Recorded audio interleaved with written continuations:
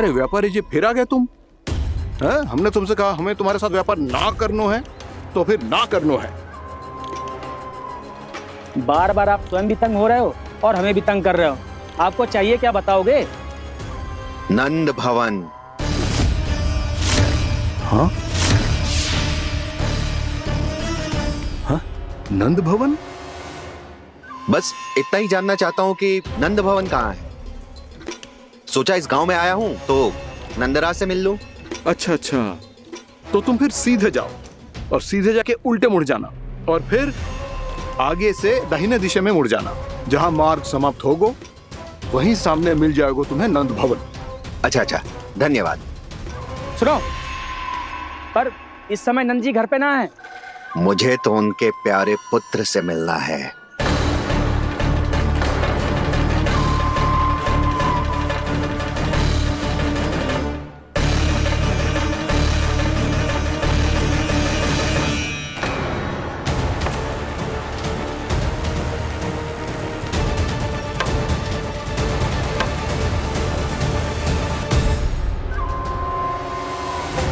लल्ला से भला क्यों मिलना है?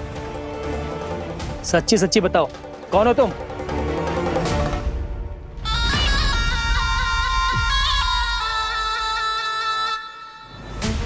सच बताऊं? हाँ बताओ। हम वृंदावन वाले हैं। ना तो असत्य बोलना प्रिय है, ना सुनना। कछु तो गड़बड़ है तुम्हारे व्यवहार में। स्वयं बताओगे या हम बुलवाएं? अब सत्य ही सुनना चाहते हो तो सुन लो। मैं हूं मायावी छलिया।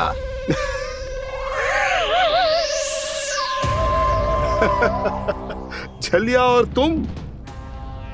कनिक अपना मुख तो देखो, चलिए ऐसा दिखतो है का? तो कैसो दिखतो है? जैसो भी दिखतो है, लेकिन ऐसो ना दिखतो। भानु, मैंने एक बात सुनो है कि चलते बीच मार्ग में अगर कोई छलिया मिल जाए तो उसे पीछे पलट के ना देखना चाहिए। ना तो छलिया के जाल में फंसने में क्षण भर भी समय ना लगता है। सही सुना। अब पीछे से तुम दोनों का नाम पुकारूं तो मुड़ना मत।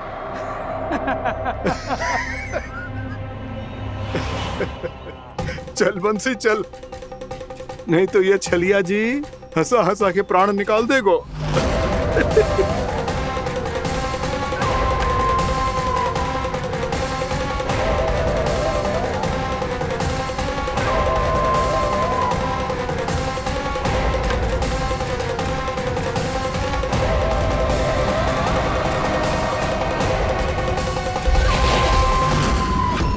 भानु, बंसी।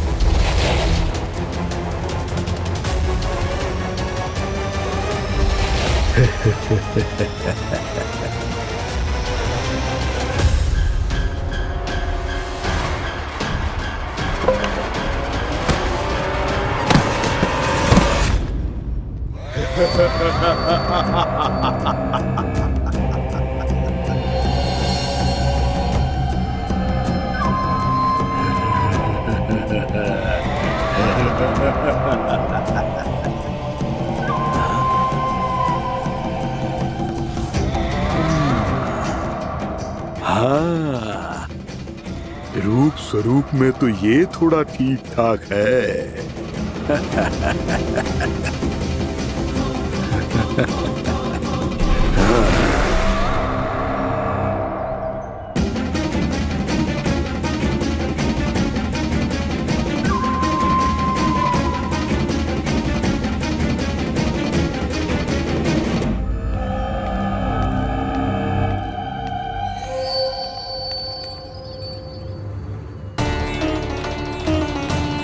ये तो गाँव की ओर जा रहा है। गाँव वालों के प्राण संकट में पड़ जाएंगे। धीरे करो, तुम सबके कारण पहले ही विलम्ब हो गो है आज। हाँ, मैं भी यही सोच रही थी, कहीं कान्हा गोचारण के लिए न चला गए हो। नाना मौसी ऐसा ना बोलो। हाँ तो फिर किसी दिन किसी कार्य में मन ना लगेगा।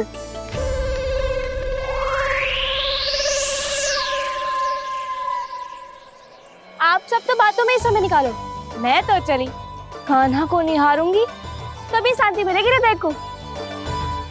अरे ठहरो, हम सब भी चल रहे। रो गई। इस गोपी का रूप धारण करके मैं भी निहारता हूँ इसके कान्हा को। कान्हा कहाँ गया?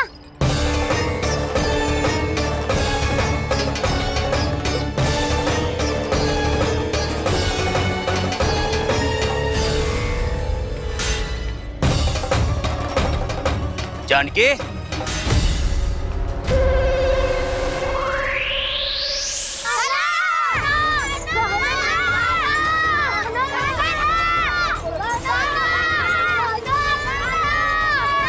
वो देखो कान्हा, पहाड़ी के ऊपर।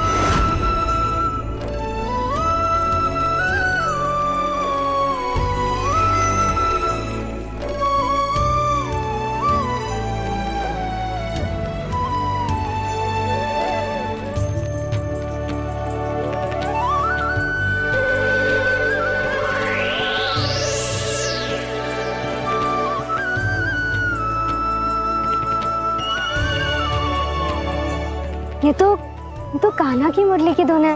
विलम्ब हो गयो है, वो तो वन में पहुंच भी गयो। बस करो मौसी, सुनने दो ना, कितनी मीठी धुन बजा रहे हो कान्हा। ये तो स्वयं ही मुझे बुला रहा है, अपना पता बता रहा है। अब तो इसके आखेट में और भी अधिक आनंद आएगा।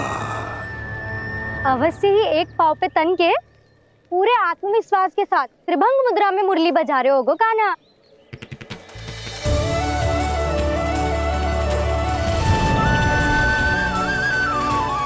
हाय, कितना सुरीला बजाता है।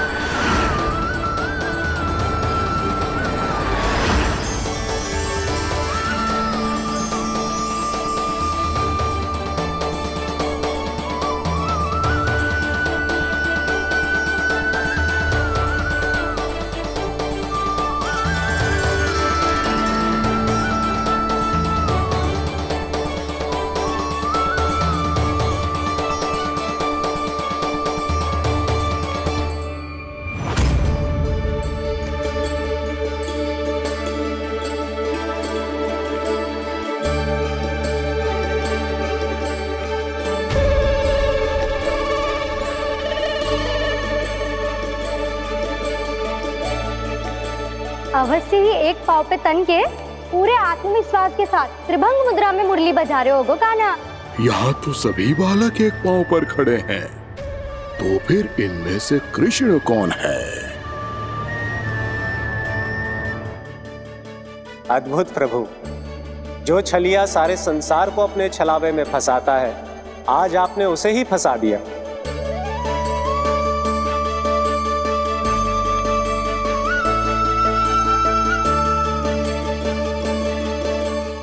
इन सब में से कौन है महाराज कंस का शत्रु, विष्णु का अवतार? कैसे पहचानूं मैं उस कृष्ण को? प्रभु की धुन है ही इतनी मीठी, इतनी कर्णप्रिय कि असुर तो क्या, सारी सृष्टि ही यहां आकर थम जाए।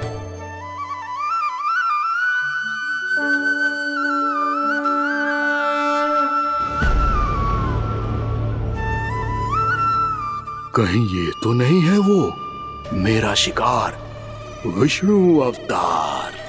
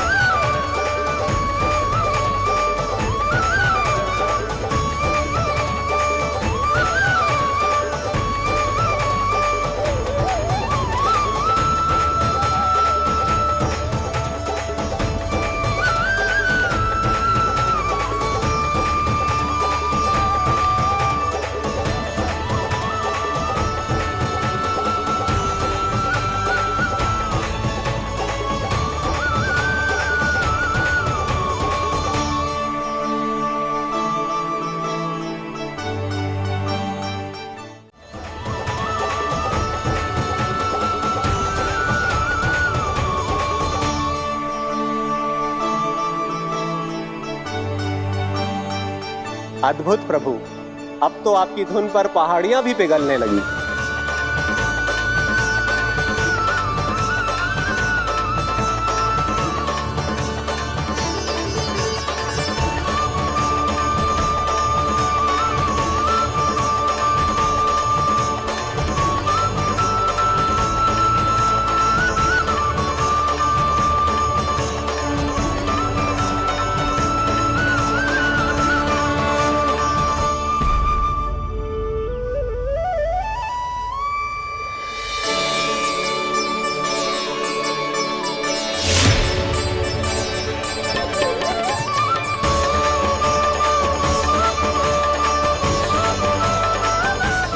देखते ही देखते पूरी पहाड़ी बाहुविहल होकर पिघलने लगी है।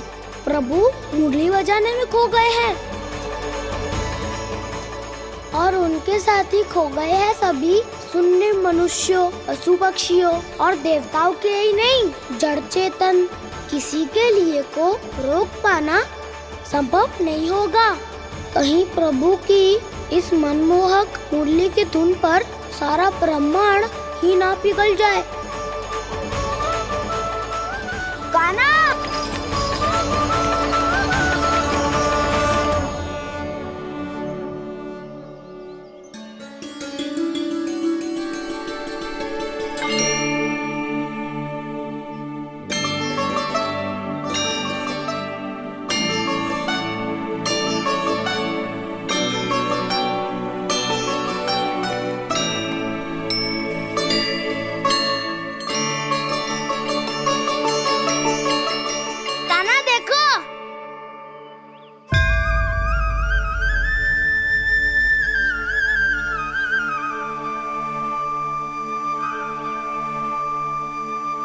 या तो आपके चरण का चिन्ह बन गया है प्रभु।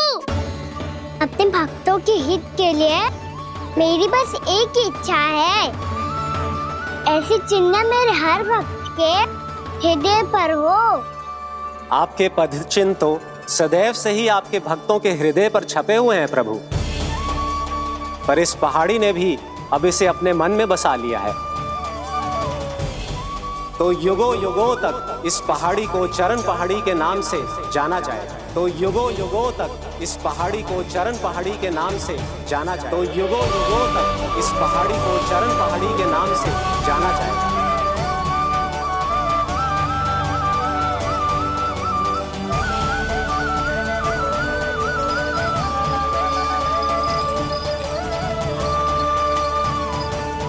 कान्हा, तो हमारे पास से वहाँ कैसे चले गए हो?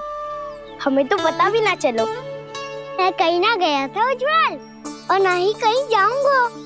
सदैव यही रहूंगा मैं, तुम सबके पास, तुम सबके मन में। भले ही कोई असुर मुझे तुम सबसे दूर ले जाने का कितना भी प्रयास क्यों ना कर ले।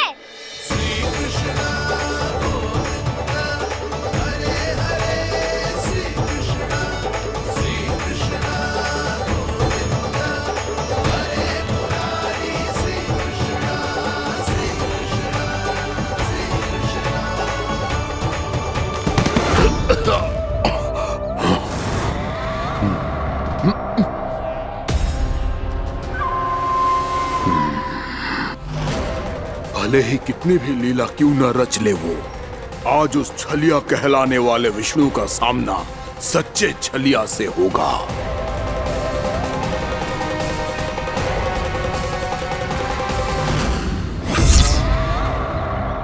कान्हा, तू कहाँ भटक गए हो? तो नहीं सखा, मैं तो भटके हुए को मार्ग दिखा रहा था।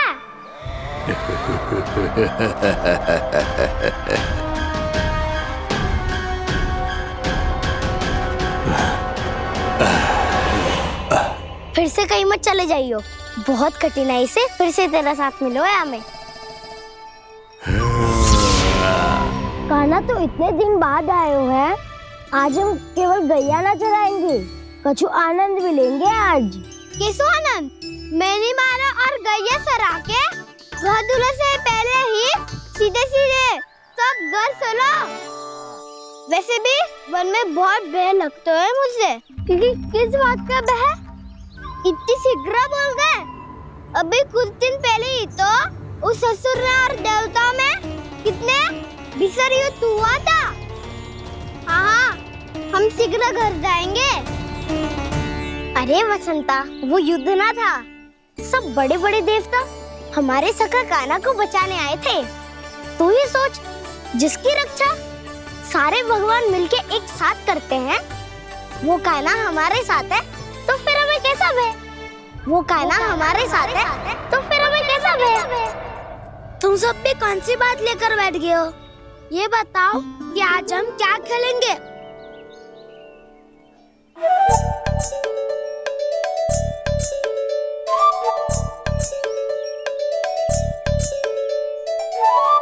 चोर प्रहरी खेले? चोर प्रहरी? हाँ, इस पे एक जन प्रहरी बनते हैं और शेष बनते हैं सब चोर। और चोर का कार्य होगा भागना और छुपना, और प्रहरी का कार्य होगा चोर को पकड़ लेना। अरे वाह कान्हा, क्या खेल बताए हो है। इसमें तो बहुत आनंद आएगा। ये खेल भले ही तुम सब खेलोगे बालकों, पर आनंद तो मैं ही लूंगा।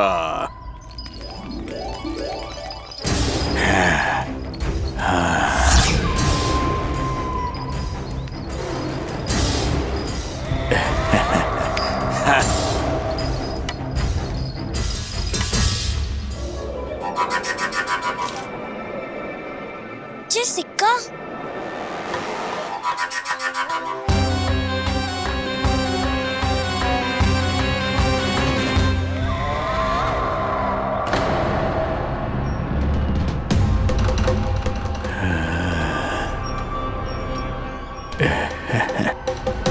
कौन है तुम? छलिया, मायावी छलिया।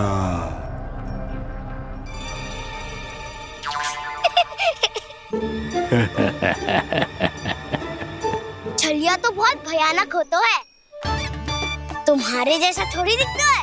हाँ। मुझे मूर्ख समझते हो तुम? 100 छलियाएं देखे हैं मैंने। हाँ। पर मैं उनसे ना घबराता हूँ, उनको मुझसे भय लगता है। हाँ? सच? और नहीं तो क्या, मैं हूँ इतना अनोखा इतना वीर। तुम्हें विश्वास ना हो रहा है तो चलो मेरे सखाओं से पूछ लो।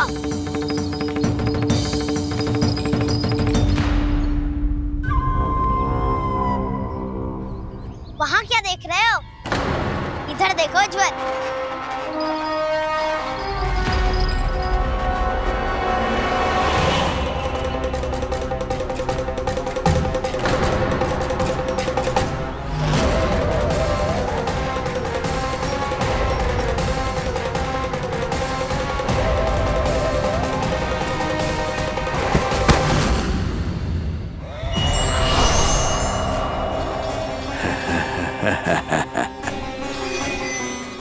सौ छलिए देखे हैं इसने, हाँ?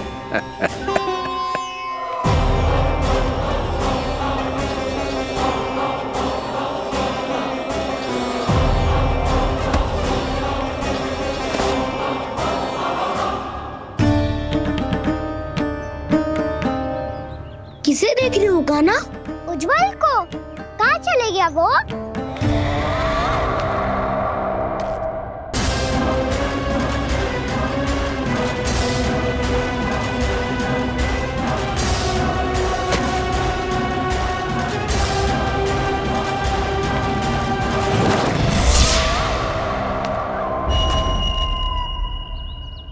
चिंता मत करो कान्हा, उज्जवल यही का ही होगा, आ जाएगा।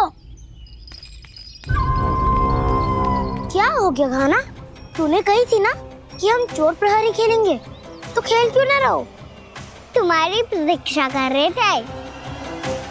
वैसे तुम कहाँ रह गए थे?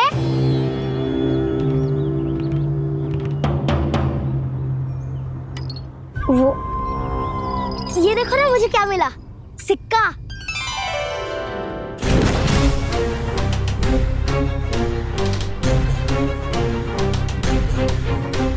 दीदी दिखा दिखा। ना ना, ऐसे ना, जे सिक्का मैं उछालूंगा और जिसके हाथ में आया वो बनेगा प्रहरी और अन्य सब चोर। शिकार है। यदि मैं प्रहरी बन गया तो बहुत सरलता से इस कृष्ण को पकड़कर गुफा में ले जाऊंगा और वहीं इसकी हत्या कर दूंगा। इसे इसके ही यंत्र में फंसाना होगा मुझे।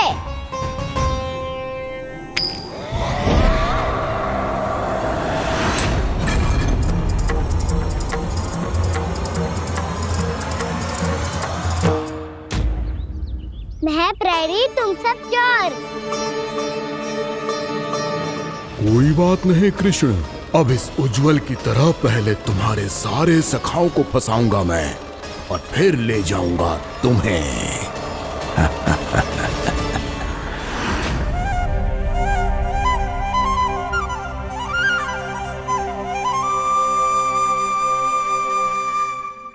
चलो खेल आरंभ करें। कान्हा तो हमें पकड़ना। आंखें बंद कर कान्हा।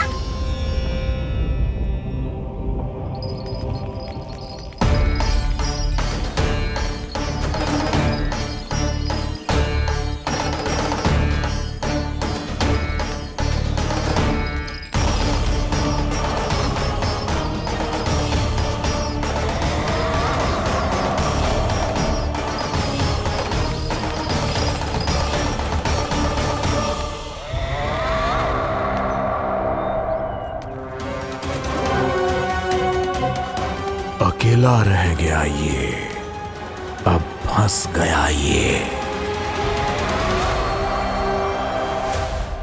सुबल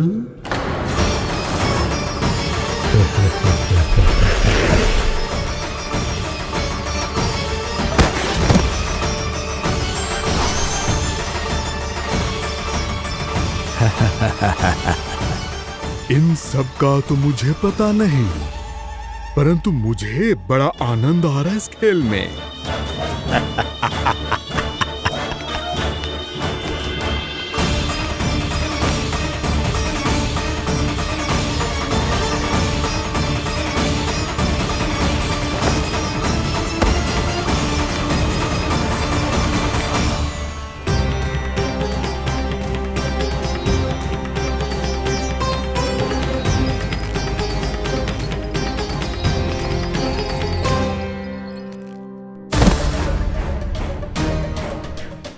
बसंता,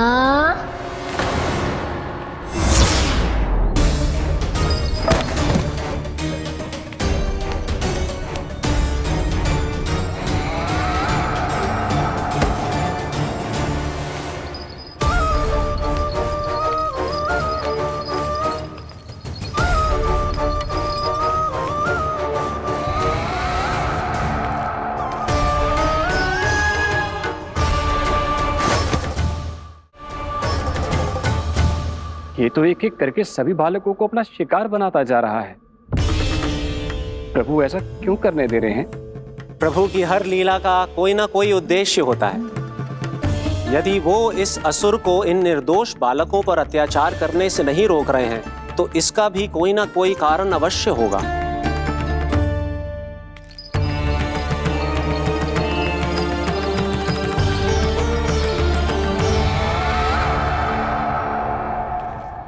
श्री दामा,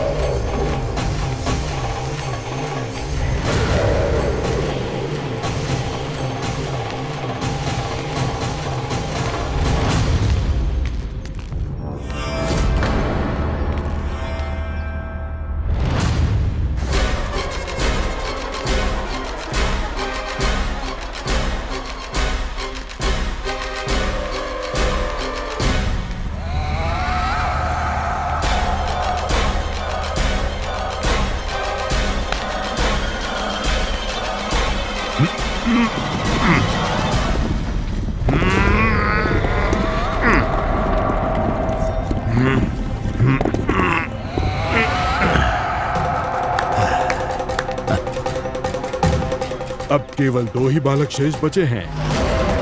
दोनों को पकड़कर ये खेल ही समाप्त कर दूंगा।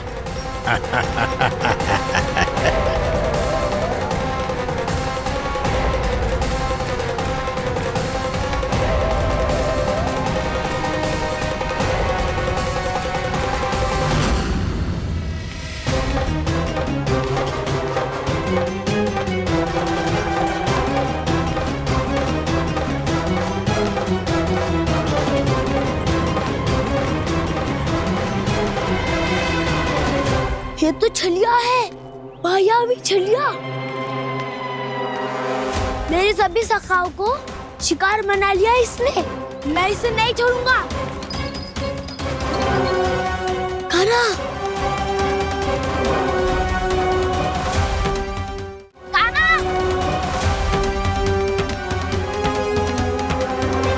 कान्हा, कान्हा।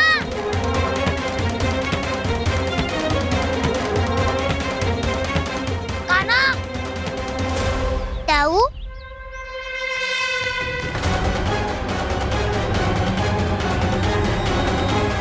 छलिया हो तुम।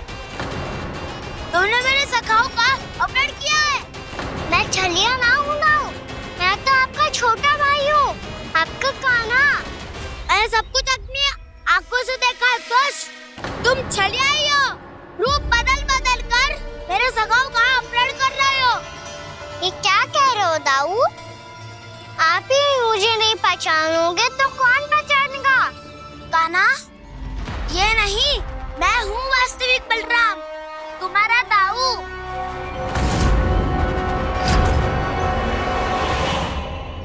इसके भैकों में मत आना कान्हा, ये चलिए।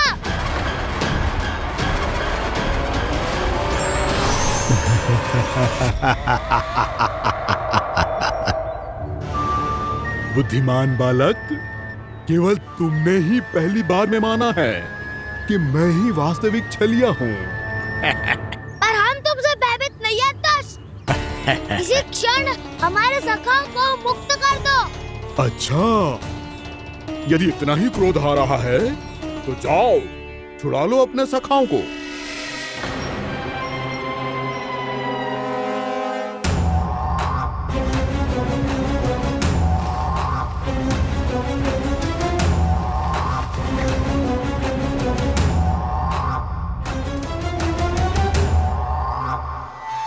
तुम चलिए आओ, तुम चलिए आओ, तुम चलिए आओ, तुम चलिए आओ, तुम चलिए आओ, तुम चलिए आओ, तुम चलिए आओ, तुम चलिए आओ। कान्हा, हमारी रक्षा कर। कान्हा, रक्षा करो हमारी। बलराम, हमें बचाओ। कान्हा, हमारी रक्षा करो हमारी। या मैं हूँ सर। किसी का बाल भी पाका नहीं कर पाओगे तुम। बालक, पर मैंने तो पहले ही तुम्हारे सखाओं को उस कंदरा में पहुंचा दिया है। बेचारे इस समय घबरा के रो रहे होंगे, सहायता की भिक्षा मांग रहे होंगे। जानते हो तुम उन सबका अपहरण क्यों कर पाए? क्योंकि मैंने तुम्हें कर नहीं दिया, ताकि मुझे तुम्हारा सामना करने के लिए एकांत मिल सके। अच्छा। जाओ जाके सखाओं को बचाओ। इस दुष्ट के लिए मैं पर्याप्त हूँ।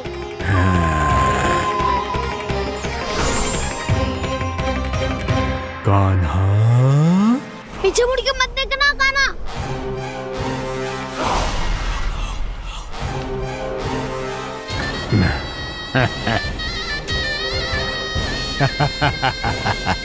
अपने सखाओं की तरह अब तुम भी फंस गए कृष्ण। अच्छी कलाकारी कर लेते हो ना सर। किसे सिखाया ऐसा स्वांग करना? स्वांग नहीं, माया है ये विद्या मैंने अपने पिताश्री से सीखी है। माया के महान आचार्य मायासुर। तो तुम मायासुर के पुत्र हो, पर जिसके सामने ना माया जाल बुनने का प्रयास कर रहे हो, ये माया के स्वामी है। ये मायाधर विष्णु है। ये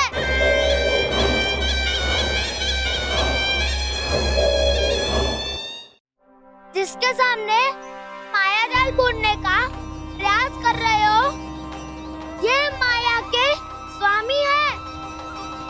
ये मायाधर विष्णु है। ये अच्छा, तो होते रहे। मैं तो इनकी हत्या करने आया हूँ और हत्या करके ही जाऊंगा। जाओ आप सखाओं को बचाओ, मैं इनका सामना कर लूंगा। पर कान्हा, अभी आप ही ने तो कहा था माया का स्वामी हूँ मैं।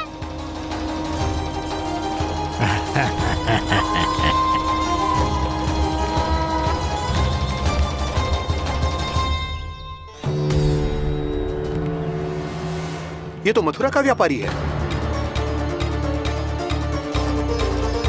इसको अर्थ वो जो था वो सच में छलिया हो तो कहीं वो नंदभवन तो ना पहुंच गओ।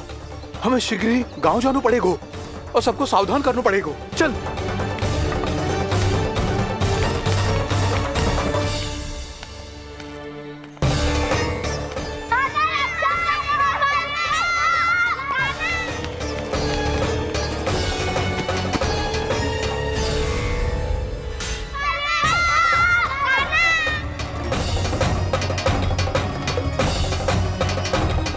यदि तुम्हें लग रहा है कि मेरे छल के वार से बच गए हो तो मुझसे भी बच जाओगे। ये तुम्हारी सबसे बड़ी भूल है कृष्ण। मेरे पास बहुत सारे मायावी अस्त्र हैं जो क्षण भर में ही तुम्हें विष्णु लोक पहुंचा देंगे। तो फिर प्रतीक्षा क्यों कर रहे हो? बालक, मैं परिहास नहीं कर रहा हूँ। मुझे पता है, तभी तो कह रहा हूँ शीघ्र दिखाओ ना। मुझे तुम्हारे सारे मायावी अस्त्र देखने हैं। कैसे बालक हो तुम? मैं यहाँ खेल दिखाने नहीं आया हूँ। तो समय व्यर्थ क्यों कर रहे हो ब्रह्मासुर? जो करने आए हो वो ही करो ना। अब देखो कैसे तुम्हारे प्राण एक ही वार में इस देह का साथ छोड़कर उड़ जाएंगे। मेरी मायावी अग्नि तुम्हारे भोले भाले से इस मुख को जलाकर भस्म कर देगी।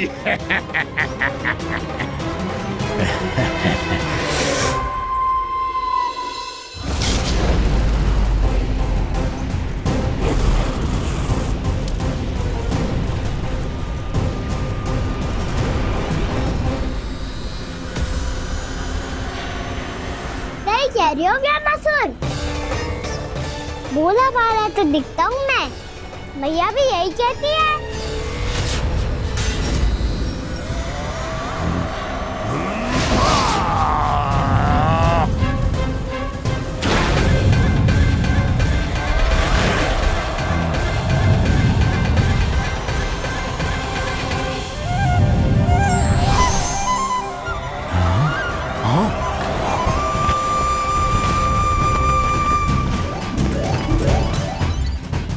आसन को उपहार देने के लिए बहुत बहुत धन्यवाद ब्रह्मासुर। बहुत समय से खड़े खड़े थक गया था मैं।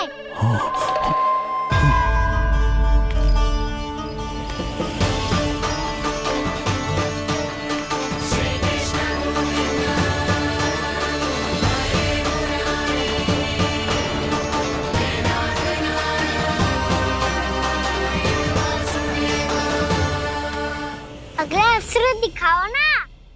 तुम्हारी यही जिज्ञासा आज तुम्हारा अंत करने में सहायक बनेगी मूर्ख बालक।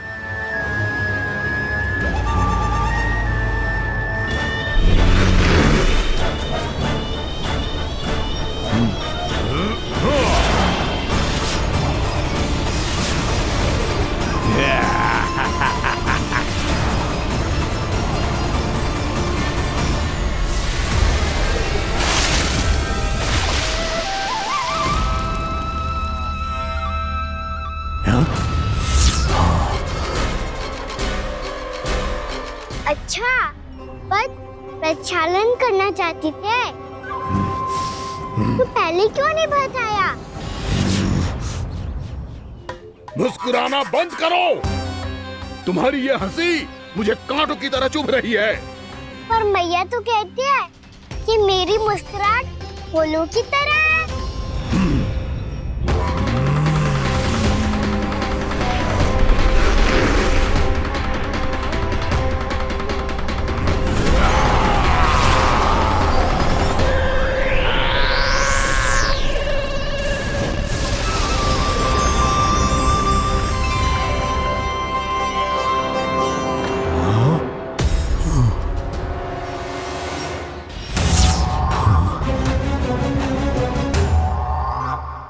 था ना मेरी मुस्कुराहट बिल्कुल इन्हीं फूलों की तरह है। और तुम कर क्या रहे हो ब्रह्मासुर? कभी आसन दे रहे हो, कभी पद प्रक्षालन कर रहे हो और अब फूल भी चढ़ा दिए। तुम मुझ पे वार करने आए हो कि पूजा करने? तुम्हारी पूजा तो मैं अब ऐसी करूंगा कि तुम मृत्यु के बाद भी मुझे भूल नहीं पाओगे बालक।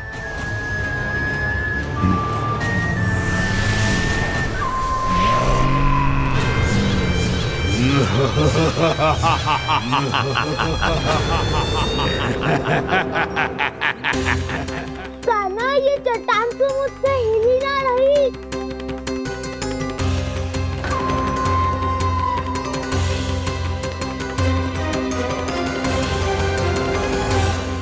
अभी कंदरा के अंदर कुछ क्षणों में ही प्राण वायु समाप्त हो जाएंगे।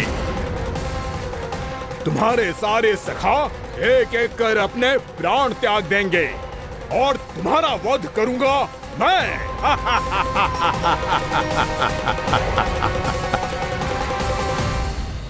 अरे सब जन बच के रहना।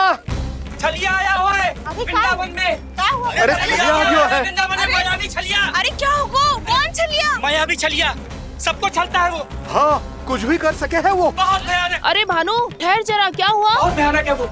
बच के रहना सब लोग। अरे भेष बदल ले तो है वो। हाँ। क्या होगा? छलिया है वो। अरे मेरी बात तो बताओ। रानी भाभी, रानी भाभी, कान्हा घर पर ही है ना? ऐसे भड़बड़ा क्यों रहे हो? कोई भूत देख लियो है क्या? भूत ना भाभी, छलिया से भेंट हो गई। सच्ची का माया भी छलिया है भाभी। क्या उल्टा सीधा बोले जा रहे हो? ठीक से बताओ। अब बोलो भी। वो कान्हा के पीछे पड़ो है वो। मेरे लल्ला के पीछे? हाँ रानी भाभी, हमारे अचेत होने से पहले हमने उसे ये कहते सुना था कि वो वृंदावन आने वाला है कान्हा से मिलने। हे नारायण, मेरे कान्हा की रक्षा करना। जसोदा जी, मायावी छलिए से बचना बालकों के बस की बात ना है। जीजी, बालक वन में अकेले हैं।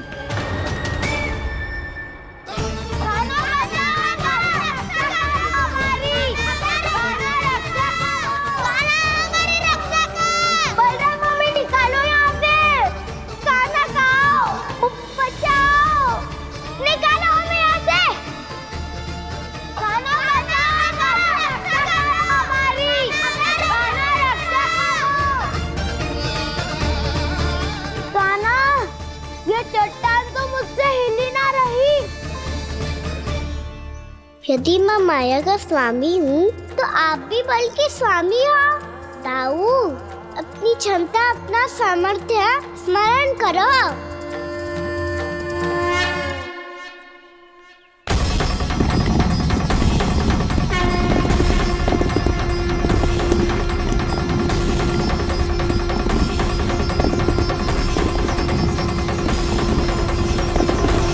इससे पहले कि वो कंदरा का द्वार खोल के तुम्हारे सखाओं को बाहर निकाले, मैं तुम्हारे प्राण ले लूंगा कृष्ण।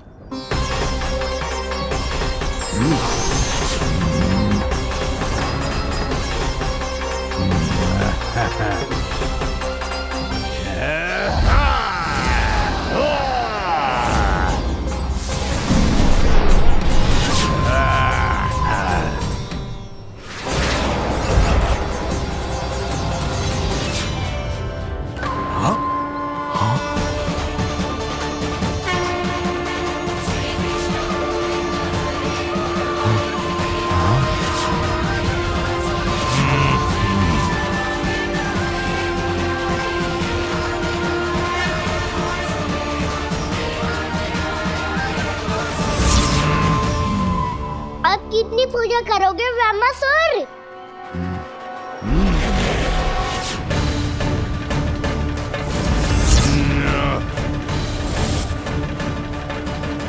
प्रभु तो खेल खिला रहे हैं इससे, और ये खेले जा रहा है विवश होकर, उनकी माया से बाध्य होकर।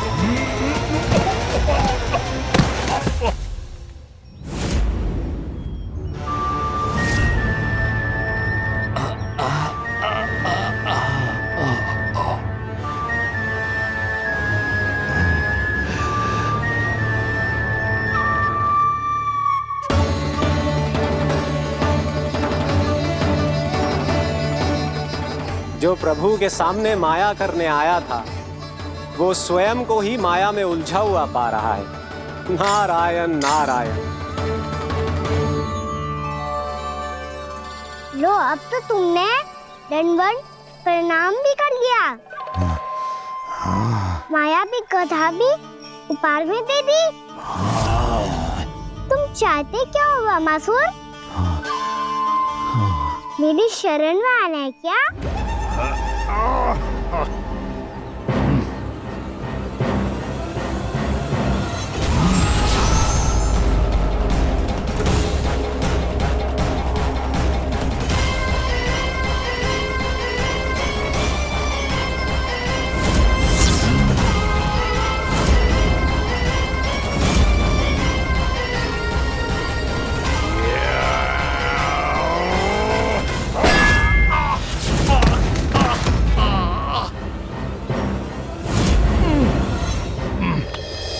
सोच विचार का समय ना है हमारे पास। अपने बालकों की रक्षा के लिए इसी क्षण हमें निकलना होगा। और वो छलिया किसी का भी रूप धारण कर सकते है। सुलक्षणा तेरा, शांति तेरा या मेरा, किसी का भी रूप धारण करके हमें भ्रमित कर सकते हो। इसीलिए हमें सतर्क रहना होगा। समझ आई? चलो।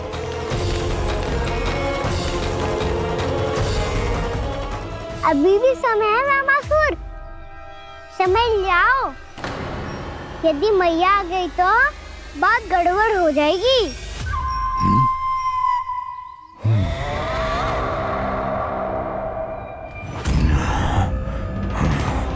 मुझसे झूठ का कोई लाभ नहीं होगा। रामासुर, स्मरण करो तुम कौन हो।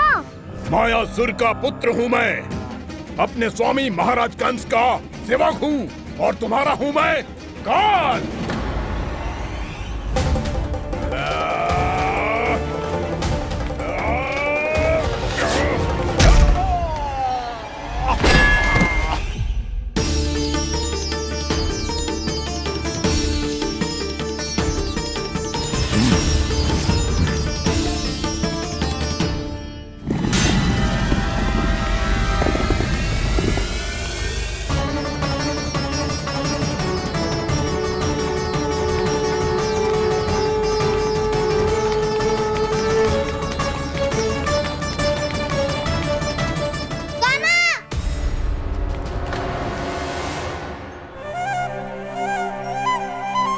बाबा कहते हैं दुष्टों को पहले बातों से समझाना चाहिए, फिर भी ना माने तो अस्त्र ना उठाना दृढ़ता होती है।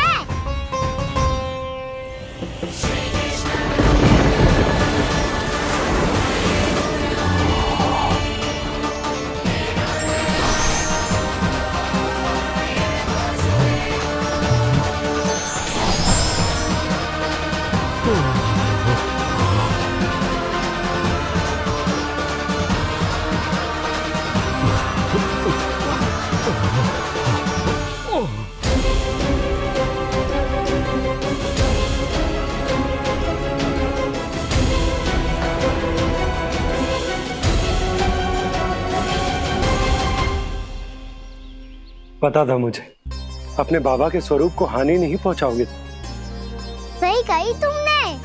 पिता की छवि ही पिता के समान भी अनन्य होती है।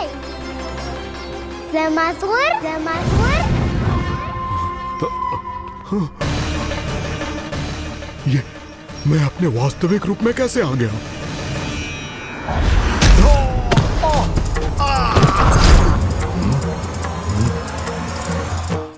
मेरे बाबा का स्वरूप नहीं लेना चाहिए था तुम्हें।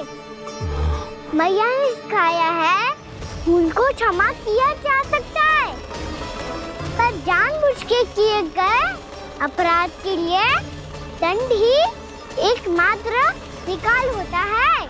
ये बार बार अपनी मैया का नाम ले रहा है। यदि मैं वो स्वरूप लूं तो अपनी मैया पर वार नहीं कर पाएगा ये।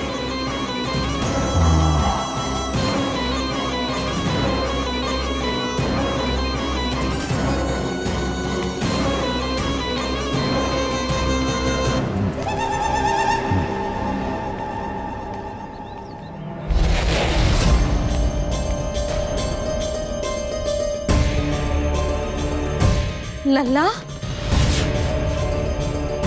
मैं तेरी मैया हूँ, अपनी मैया को मारेगा? बच गया। समझाया था, पर तुमने एक बार फिर से मूर्खता कर ही दी। इस पर तुमने पहले से भी बड़ी और पहले से भी भयंकर भूल किया रामासुर।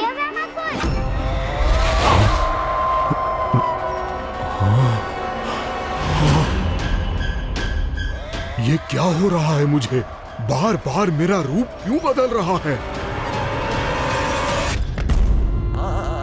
ममता को समझे बिना अधिक समय तक मैया का स्वरूप हरण करके नहीं रख पाओगे रामासुर।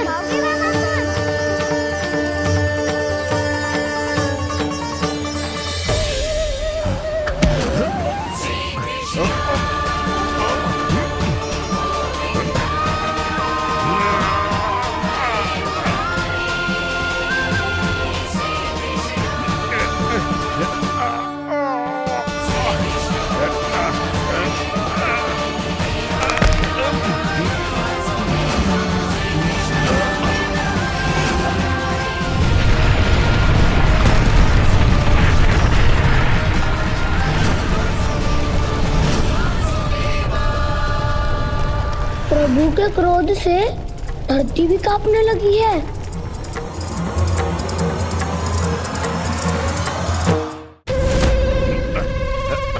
पुत्र को मारने के उद्देश्य से एक माँ का रूप लिया तुमने। ये ममता का और मेरी मैया का घोर अपमान है रामासुर।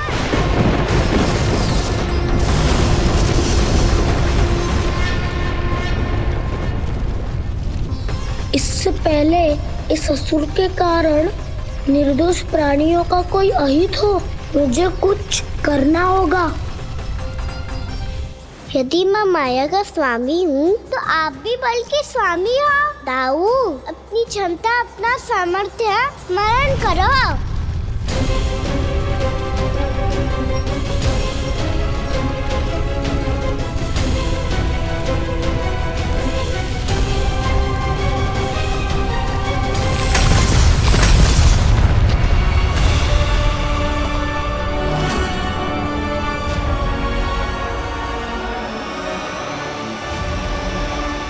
अद्भुत बलदाऊ, अद्भुत। अपने बल का उचित प्रयोग करके आपने प्राणियों को हानि होने से बचा लिया और यह भी सिद्ध कर दिया कि इस युग में आपसे अधिक बलवान और कोई नहीं होगा। आज से आप बलदेव के नाम से भी जाने जाएंगे। आज से आप बलदेव के नाम से भी जाने जाएंगे। आपके चरणों का ये चिन्ह युगों युगों तक आपके बल की कथा कहता रहेगा। बलराम का चरण चिन्ह।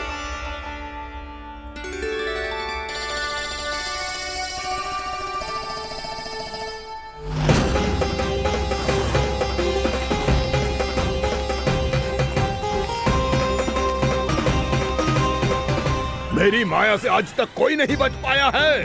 एक बार मुझे छोड़कर देखो, फिर पता चलेगा कि मैं हूँ कौन। पहले ये तो देख लो कि मैं कौन हूँ।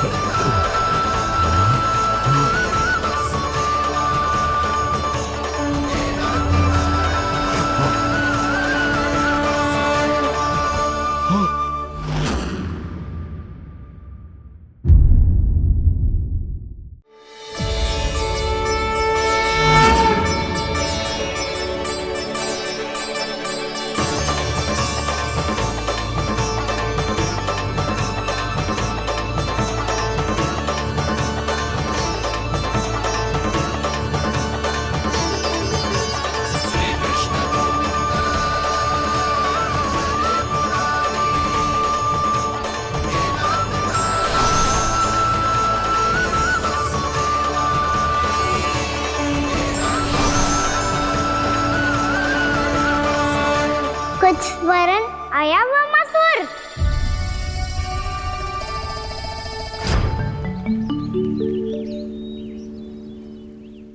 बहुत समय पहले की बात है। बहुत बड़े भूमाकर राज करते थे तुम। तुम्हें महान राजा भीमम के नाम से जाना जाता था। सब कुछ था तुम्हारे पास, पर शांति नहीं थी। इसीलिए शांति की खोज में अपना संपूर्ण राज अपने पुत्रों को सौंप कर मलय पर्वत की ओर चल दिए। अनेक वर्षों की तपस्या के बाद तुम्हारे तप की कीर्ति चारों ओर फैलने लगी और फिर सच्चे तपस्वी की धूप में तुम्हारी ख्याति से प्रभावित होकर महर्षि उलट तुमसे भेंट करने आए। राजा भीमरथ, आपने ईश्वर की प्राप्ति के लिए सब कुछ छोड़ दिया, पर अपना अभिमान नहीं छोड़ पाए। इसीलिए मेरे आगमन पर सम्मान के साथ खड़ा होना तो दूर, मेरा अभिवादन भी नहीं किया। अभिमान तपस्वी का गुण नहीं होता है राजन, अभिमान राक्षसी गुण है। इसलिए मैं आपको श्राप देता हूं कि आप अगले जन्म में एक राक्षस के रूप में जन्म लेंगे, एक राक्षस के रूप में जन्म लेंगे। मुझे क्षमा कर दीजिए महर्षि, मैंने जानबूझकर आपका अपमान नहीं किया है। मैं तो यहाँ पर शांति की खोज में आया था। अपने भीतर के संसार में गहरे सोच विचार में डूबा हुआ था मैं। मुझे क्षमा कर दीजिए महर्षि, मुझे क्षमा कर दीजिए। अपनी भूल का आभास प्रायश्चित की ओर पहला पग होता है। मैं अपना श्राप तो वापस नहीं ले सकता, परंतु आपको एक वचन अवश्य दे सकता हूं। जब भी प्रभु नारायण का अवतार होगा, आपको उचित समय पे वो वरदान देंगे जिसकी आप लंबे समय से प्रतीक्षा कर रहे हैं।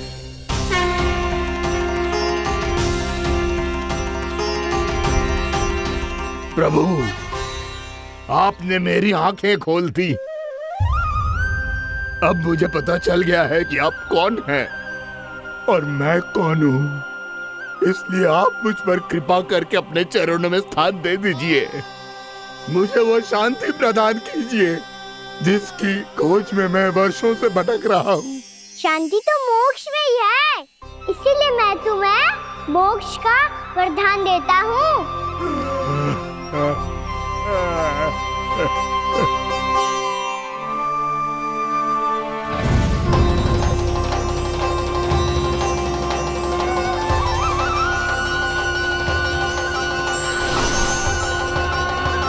प्रभु की ये लीला सदैव स्मरण रखी जाएगी।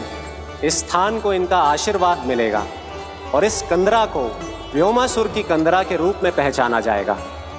भविष्य में अनेक ऋषि मुनियों की शरण स्थली बनेगी ये कंदरा। दीदी, ये कोई साधारण बालक ना है। ऐसा चमत्कार कोई साधारण बालक थोड़ी ना कर सकते हो।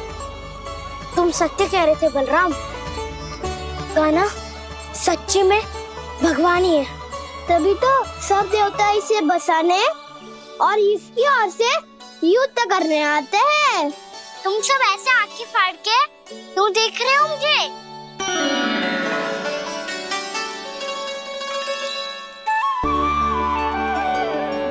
बलराम, तुम बलवान हो और कान्हा भगवान है। दूर दूर तक कोई दिखाई न दे रहा है, ना जाने किस हाल में होंगे बालक। कहीं हम ही तो मार्ग ना भटक गए शीघ्रता के चक्कर में। अब तो एक पग भी ना चलो जा रहे हो। जल, किसी के पास जल है क्या? कंठ तो मेरा भी सूख रहा है मौसी। भाभी, निकट ही जमुना जी है, कहूँ तो वहाँ से जल ले आओ। मैं भी जा रही हूँ भाभी, एक से भले दो। हाँ चल, शीघ्रता से आओ। हाँ।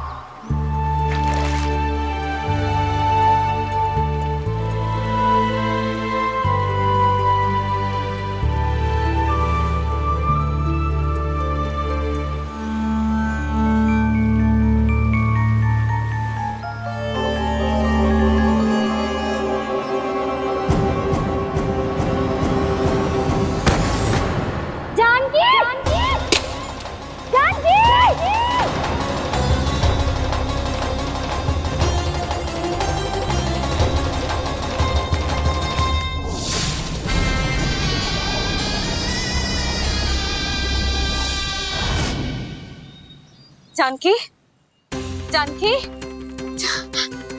क्या होगा इसे?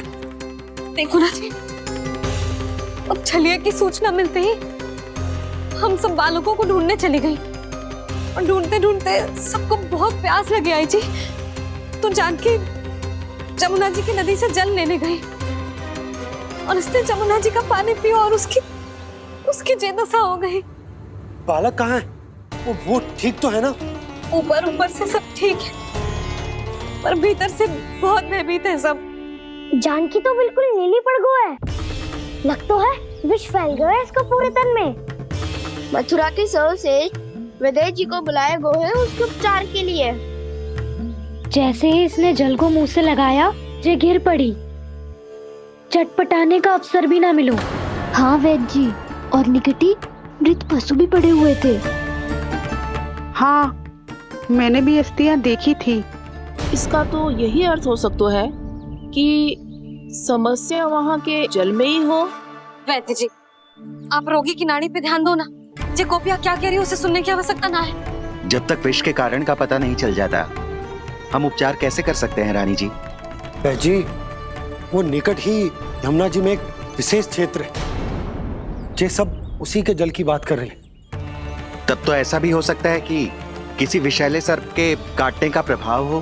पर सर्प के काटने का चिन्ह ना है उसके तन पे। सर्प जब काटता है तब उसके दांत के चिन्ह बन जाते हैं। मुझे पता है, बड़े बड़े सर्प को काटते हुए देखो है मैंने। एक दिन अब बस कर उज्जवल, ये बड़ी बड़ी हाँकने का समय ना है। पर यदि सर्प ने ना काटो है, फिर जानकी की ये दशा किसने की? अवश्य किसी राक्षस ने की होगी। नाना, कोई विषैला पशु भी तो हो सकता है। यह अवश्य किसी माँ विषैले सर्प के विष से हुआ है। सर्प ने भले ना काटा हो, लेकिन यह अवश्य ही किसी महाविषैले सर्प के विष के कारण हुआ है। कालिया नाग। कालिया नाग?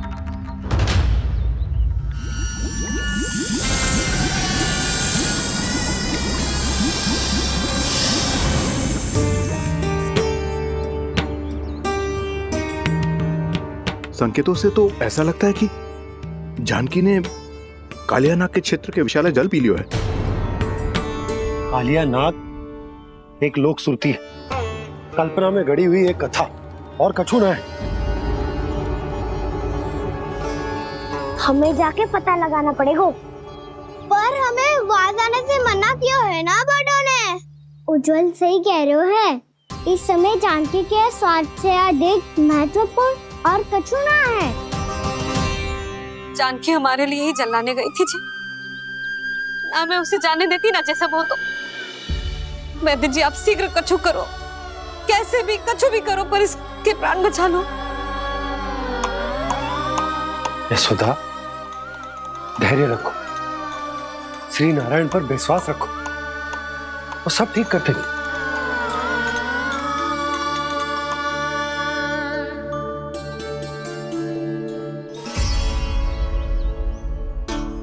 विष की काट की मेरे पास जितनी जड़ी बूटी थी, मैंने सब अर्क बना के पिला दी, पर इसकी दशा में अभी तक कोई सुधार नहीं दिख रहा है। यह अंतिम जड़ी बूटी है। अगर इससे भी चमत्कार नहीं हुआ तो फिर जो नारायण की इच्छा।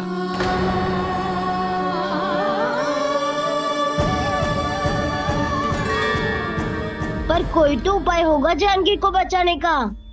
कान्हा, यदि तुझे किसी औषधि के बारे में पता है, हमें बता दे, हम जाके ले आएंगे।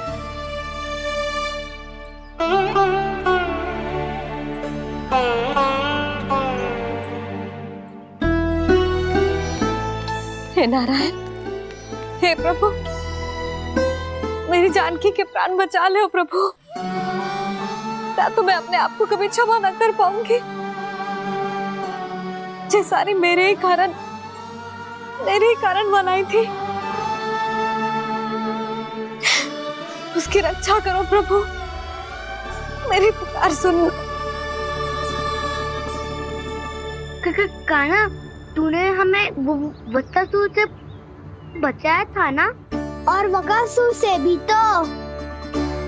और छलवा से भी तो तूने ही बचाया था ना हमें। क्या ऐसा कोई उपाय ना है जानकी को बचाने का? धनवंतरी,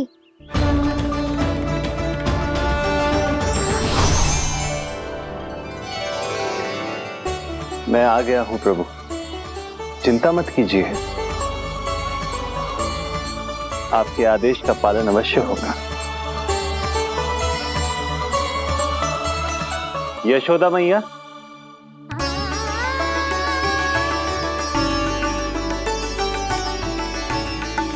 मैया आपको कोई पुकार रहा है।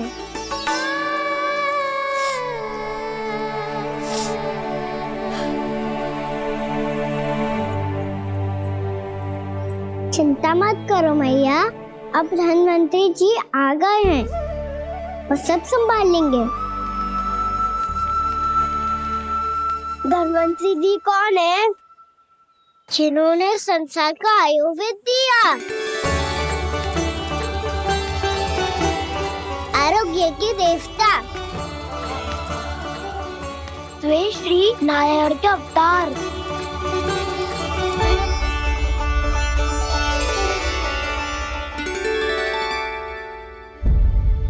मुझे पता चला है कि आपको वेद की आवश्यकता है। हाँ हाँ, भीतर आइए। आइए आइए बैठे जी। जी रहे। मथुरा का सर्वश्रेष्ठ वैद्य अर्थात मैं यहाँ आ चुका हूँ और रोगी को जितनी औषधि की आवश्यकता थी सब दे चुका हूँ।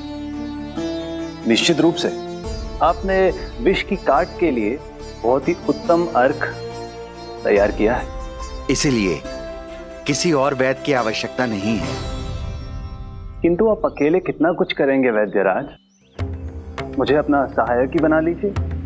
पर जो करना था मैं पहले ही कर चुका हूँ।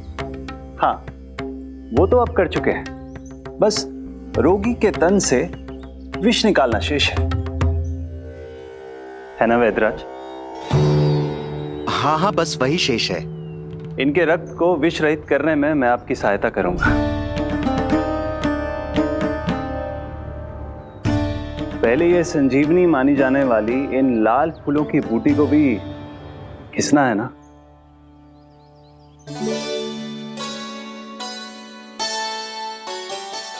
हाँ हाँ, तुम सही कह रहे हो, इसे अच्छे से घिसो।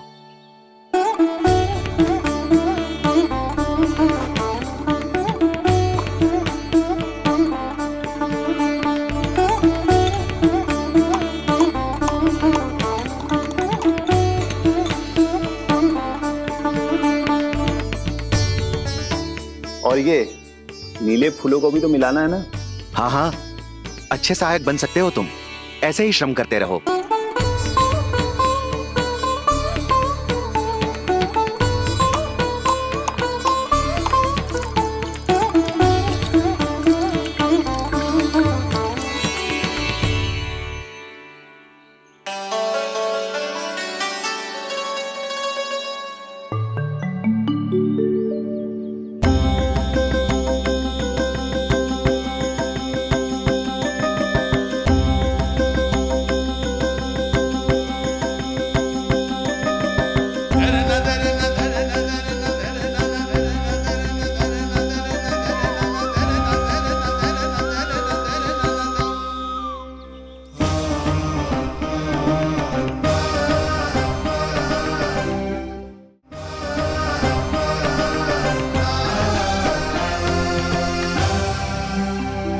जानकी स्वस्थ तो हो जाएगी ना धनवंतरी जी? धनवंतरी? प्रभु, अब मैं क्या करूं? आपने तो स्वयं ही मेरी पहचान उजागर कर दी। जी क्या करो कान्हा? आप सब ऐसे क्यों देख रहे हो? मैया कहती है ना, सभी वैद्य धनवंतरी जी का ही रूप होते हैं। वाह कृष्णा, चतुर तो हो तुम। वैसे वास्तविक धनवंतरी मैं हूँ, मेरा अर्थ है वास्तविक वैद्य मैं हूँ। ये तो मेरा सहायक है, मुझे पूरा विश्वास है बिल्कुल ठीक हो जाएगी। वैसे ही थोड़े ना मुझे मथुरा का सर्वश्रेष्ठ वैद्य कहते हैं लोग।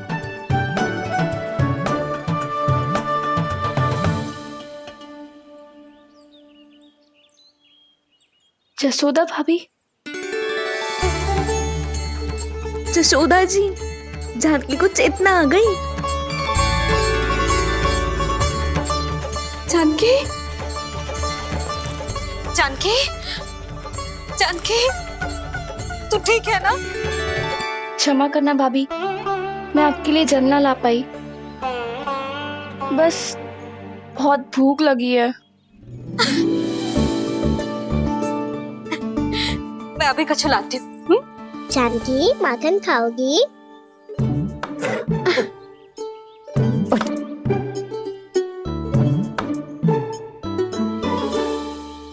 आजा, तू ही खिला दे लल्ला।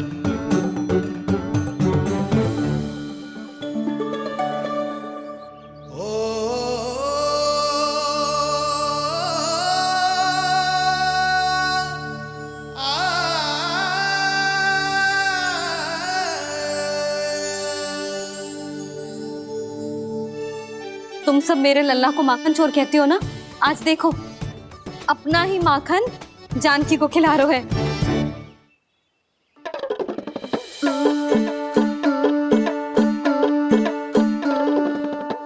थोड़ा और विश्राम कर लो।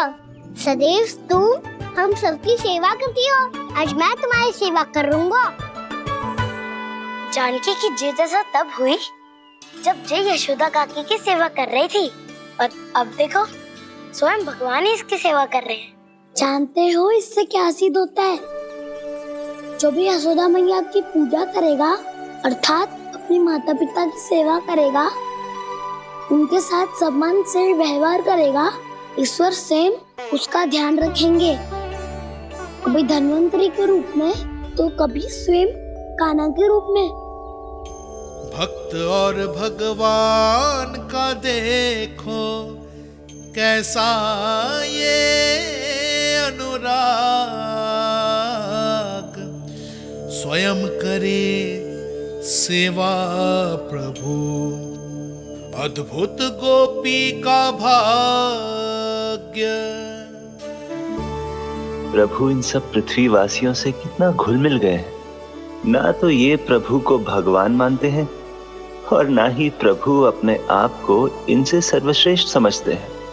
अपने आचरण से ये सिद्ध कर रहे हैं कि ये सभी में हैं और सभी इनका ही अंश है।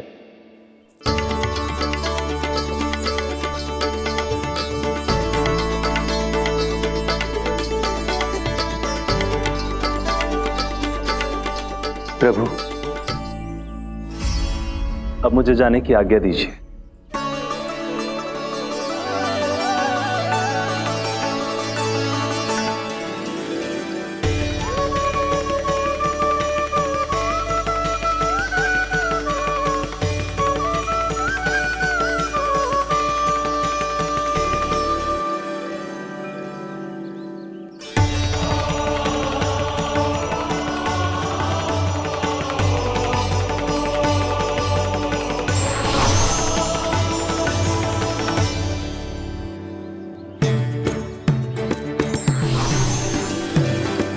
कान्हा ने तो सच्ची में धन्वंतरी जी को बुला लिया था।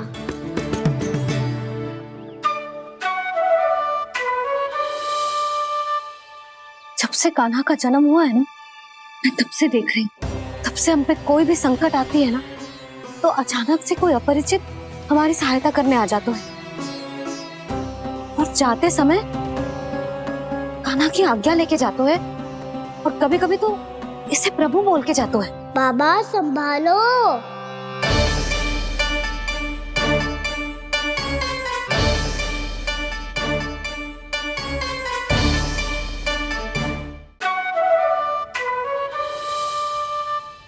जब से कान्हा का जन्म हुआ है ना, मैं तब से देख रही हूँ, तब से हम पे कोई भी संकट आती है ना, तो अचानक से कोई अपरिचित हमारी सहायता करने आ जाता है, और जाते समय कान्हा की आज्ञा लेके जाता है, और कभी कभी तो इसे प्रभु बोल के जाता है। बाबा संभालो। यशोदा, इस जानकी को चढ़ो है और विचित्र विचार तुम्हारे मन में है। अरे सब जानते हैं कि हमारा परिवार राजसी, तुम्हें पता ना चलता होगा, पर हमारे कान्हा को सब राजकुमार ही समझते हैं देखकर। इसीलिए उसे सम्मान देने के लिए सब ऐसा ही करते हैं, और कोई बात ना है।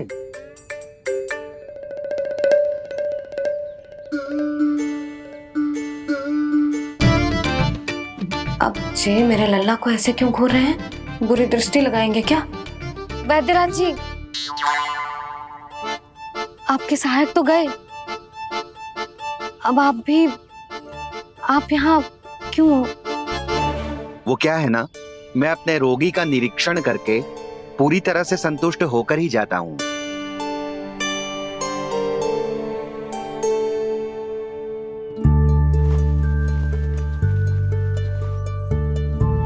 हाँ, संकेत तो अच्छे हैं, कल सुबह तक बिल्कुल ठीक हो जाएगी। धन्यवाद वैद्य जी।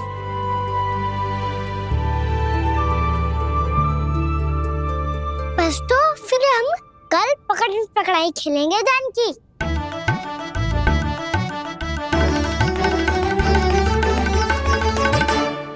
भानु, बंसी, जाकर उस क्षेत्र के चारों ओर बाड़ बनवा दो और वहां सूचना पट्ट भी लगा देना, ताकि जानकी के साथ जो हुआ है वो किसी और के साथ ना हो। शीघ्र जाओ। जी ठीक।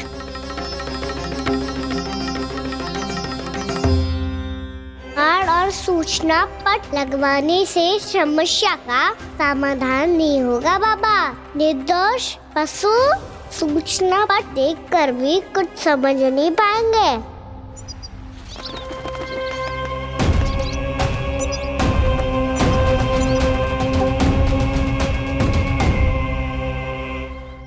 तो तुम्हारे कहने का अर्थ यह है कि व्योमासुर मारा जा चुका है और वो बालक अब भी जीवित है। हाँ महाराज, मैंने गोप बालकों को कहते सुना था कि कृष्ण ने छलिया को मोक्ष दे दिया है, पर वृंदावन सुरक्षित नहीं है महाराज। वो एक बहुत बड़ी समस्या से जूझ रहे हैं। कैसी समस्या? गांव के निकट क्षेत्र में किसी विषैले सर्प का निवास है। उसके विष का प्रभाव इतना भयानक है महाराज, जैसे विष ना हो, स्वयं हलाहल हो। मेरी कोई भी औषधि रोगी का उपचार नहीं कर पा रही थी। निकट के क्षेत्र में कहाँ है वो सर्प? गोप मानते हैं कि वो सर्प गांव के निकट यमुना नदी के जल में रहता है। मुझे तो लगता है महाराज, ये कालिया नाग की कथा कोई किंवदंती या लोक श्रुति नहीं, एक सच्चाई है, एक विषैली सच्चाई।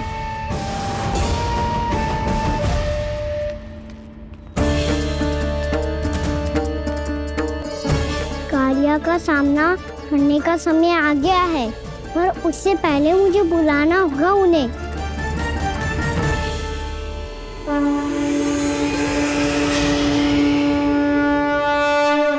संसार के दारुण भय का नाश करने वाले, सभी कष्टों का हरण करने वाले, विश्व का समस्त ऐश्वर्य प्रदान करने वाले, कमल जैसे लोचन, मुख और चरणों वाले आजानुभुज श्री राम को मैं बार बार नमस्कार करता हूँ।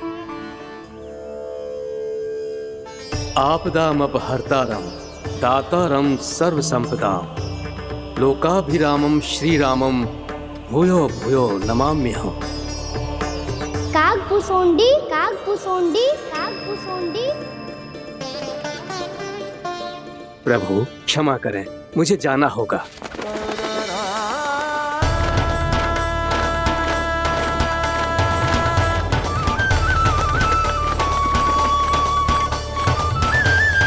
प्रणाम प्रभु। अनेक बार मैं आपके दर्शनों के लिए आया प्रभु। कभी नंद भवन के झरोखों से आपके दर्शन करके चला जाता था, तो कभी दूर किसी वृक्ष की आड़ से आपको निहार लिया करता था। आज आपने स्वयं मुझे बुलाकर धन्य कर दिया प्रभु।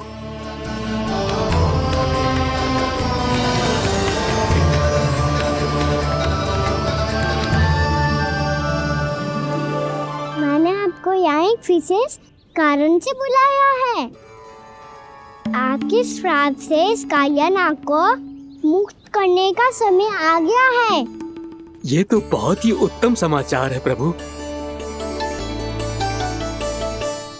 इतने वर्ष बीत गए, मुझे आज भी स्मरण है वो दिन जब मैंने उन्हें श्राप दिया था। अपने क्रोध पर नियंत्रण खोकर बहुत बड़ी भूल कर दी थी मैंने प्रभु। बीती हुई घटनाओं पर दुखी होके कोई लाभ नहीं है। हमें भविष्य की ओर देखना होगा।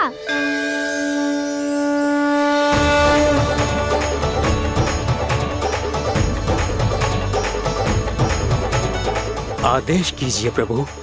क्या आज्ञा है आपकी? जब मैं कालिया नाग का सामना करने जाऊं तो आप यहीं रहिएगा। आपको अपने आप पता चल जाएगा कि कब क्या करना है। और हाँ, लौटते जाते समय नारद मुनि से कहिएगा वो आकर मुझसे भेंट करे। अवश्य प्रभु, प्रणाम। क्या इसने सच्ची में देवर्षि नारद को बुलाया है? नारायण नारायण, आपको संदेश भेजने की आवश्यकता नहीं थी। आप स्मरण करते और मैं चला आता। तुम्हारा कल्याण हो नारद।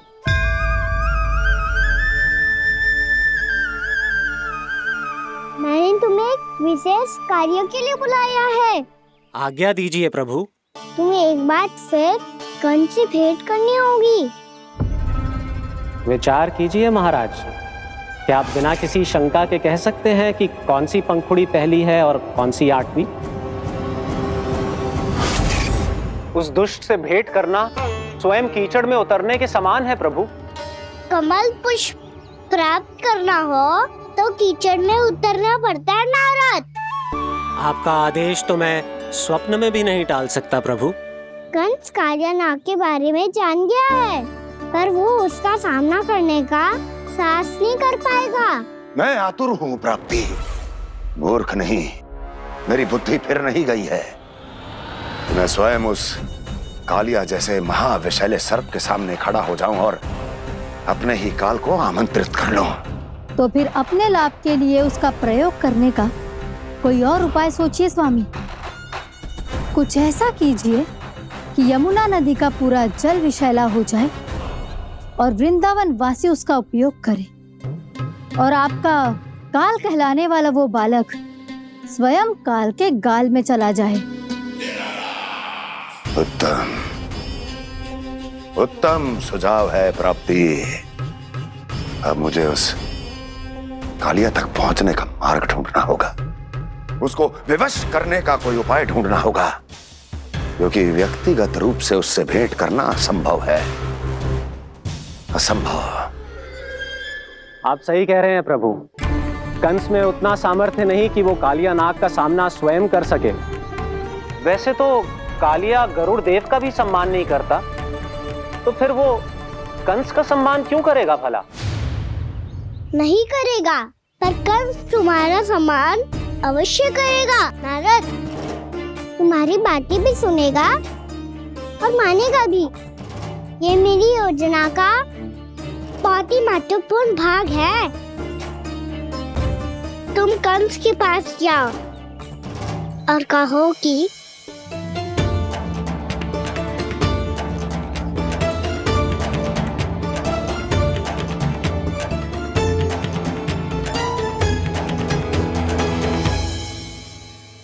संतान अपने माता पिता को तीर्थ का सौभाग्य दिलाती, पर मेरा लल्ला कितना महान कि उसने हमारे घर को ही तीर्थ बना दिया।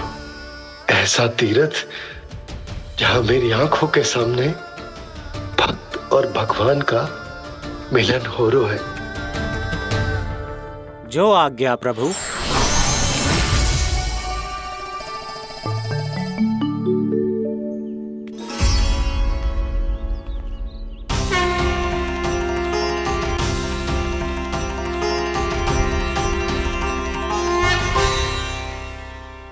बाबा। कान्हा, ये सब क्या चल रहा है? पहले काक भुसुंडी जी और फिर जे नारद जी। क्या योजना बना रहे हो तुम? कान्हा, बताना लल्ला, क्या सोच रहे तू? कान्हा देख, अगर तुझे अपने बाबा को ना बताना हो ना, अपने भक्त को बता दे। क्या सोच रहे हो लल्ला? क्या करने वाले हो आप?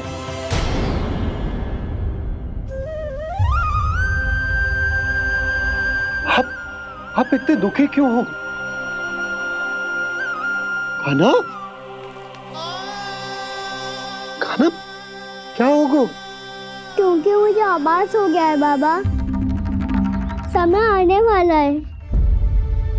कौन सा समय आने वाला है लल्ला? शीघ्र ही सब कुछ बदलने वाला है।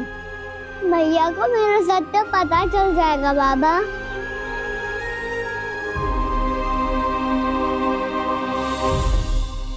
पर लल्ला, इसका काग भुसुंडी और कालिया नाग से क्या संबंध? ऐसा क्या हुआ था और क्या होने वाला है?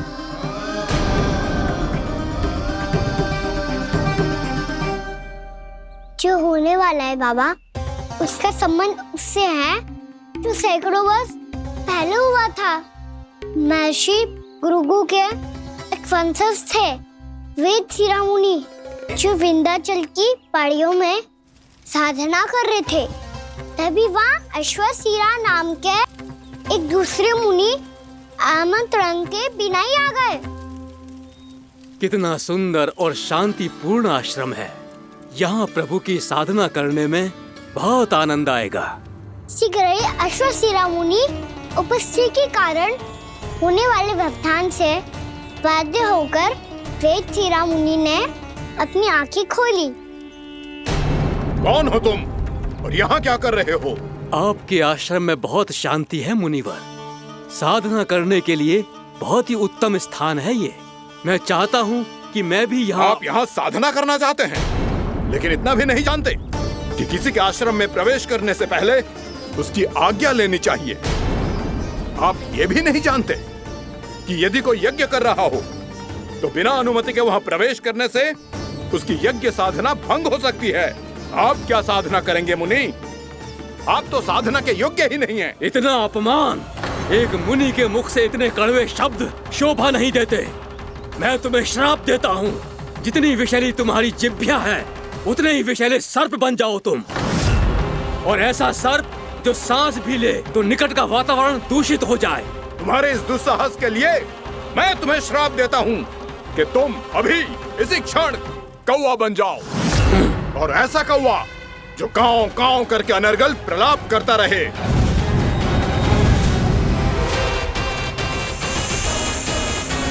ये मैंने क्या किया? ये मैंने क्या किया? क्रोध के कारण दोनों ने एक दूसरे को श्राप दे दिया। पर दोनों ही मेरे भक्त हैं, और भगवान होकर मैं अपने भक्तों को इतनी कठिनाई में कैसे देख सकता था। इसीलिए जिस संकट में उन दोनों ने अपने आप को फंसा लिया था, उसका समाधान करने में मैं उनके पास गया।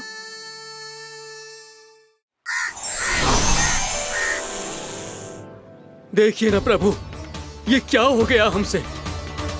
हमारी रक्षा कीजिए प्रभु, मार्ग दिखाइए हमें।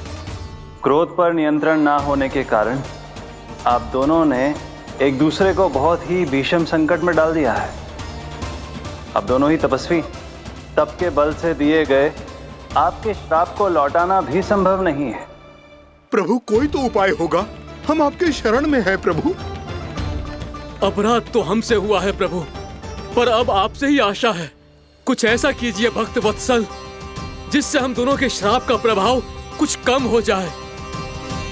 आप दोनों ही मेरे भक्त हैं, इसलिए आपकी पीड़ा का निवारण करने का एक उपाय है मेरे पास। वेद शिरोमणि, जब आप कालिया नाग बनेंगे तो आपको मेरे चरणों को अपने शीश पर धारण करने का सौभाग्य मिलेगा। और अश्व शिरोमणि, आप काग योनि होने के बाद भी आप श्रेष्ठतम ज्ञान और सर्वाधिक यौगिक सिद्धियों के स्वामी होंगे और प्रवचन दिया करेंगे। इसके बाद अश्वशिरा मुनि काक भुसुंडी बन गए, जिन्होंने आगे चलकर सेम गरुड़ देव को रामायण सुनाई। और मुनि वेदशिरा महर्षि कश्यप और देवी कत्रियों के पुत्र कालिया नाग बनकर जल में। और अब वही कालिया नाग जमराज में, जिनके कारण जानकी के प्राण लगभग चले ही गए थे।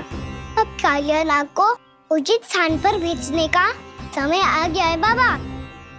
पर ये तो अच्छी बात है कान्हा। वेद सिरा मुनि को दिया हुआ तुम्हारा वचन भी पूरा हो जाएगा, जमुना जी की शुद्धि भी हो जाएगी। इस सब के बाद भी तुम दुखी क्यों हो? क्योंकि इसके बाद मैया के सामने मेरा रहस्य खुल जाएगा बाबा। उन्हें पता चल जाएगा कि उनका बालक कोई साधारण बालक ना है। भविष्य में जो होने वाला है उसे सबके सामने घटने से रोकना मेरे लिए भी संभव ना होगा। मैया को सब पता चल जाएगा। क्या पता चल जाएगा रे मुझे?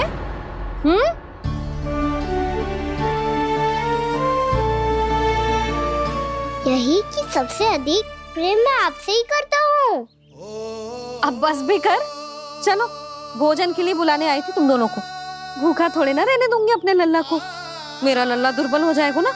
आप खिलाओगे तो ही खाऊंगा। हाँ ठीक है, मैं ही खिलाऊंगी। अब चल, आओ जी चल।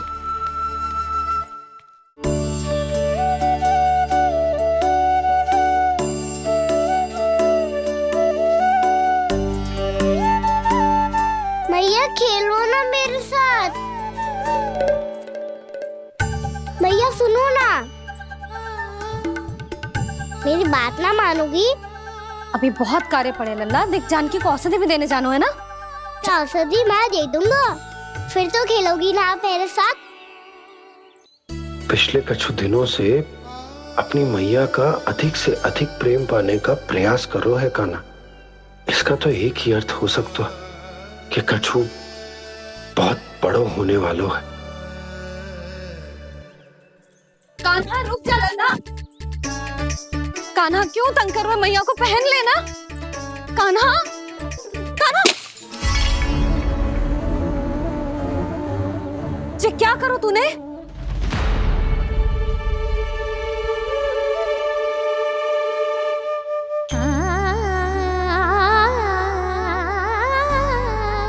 अच्छा ठीक है, अब मुंह लटकाने की आवश्यकता ना है। ये ले।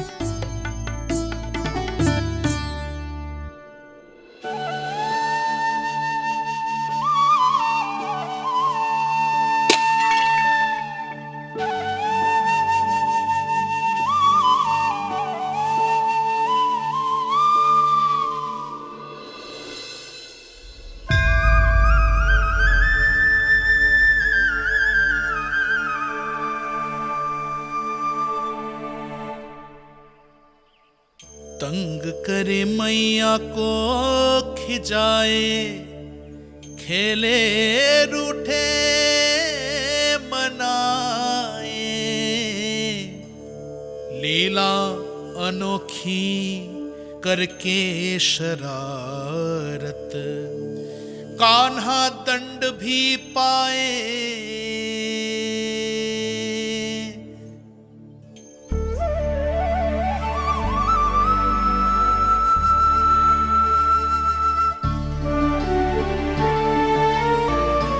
रूठना मनाना, खेलना खिलाना, पहले शरारत करके क्रोध दिलाना और फिर क्षमा मांग लेना, ये सब जानबूझकर कर रहे है कान्हा। जैसे जीवन भर के लिए अपनी मैया की ममता को अपने हृदय में समेट कर रखना चाहते हो।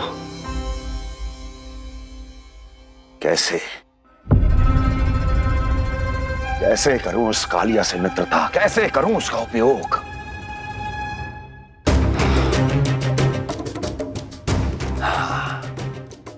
उस पर आक्रमण कर देता हूं और उसे किसी ना किसी तरह से यह विश्वास दिला देता हूं कि यह आक्रमण उस विष्णु अवतार ने किया है।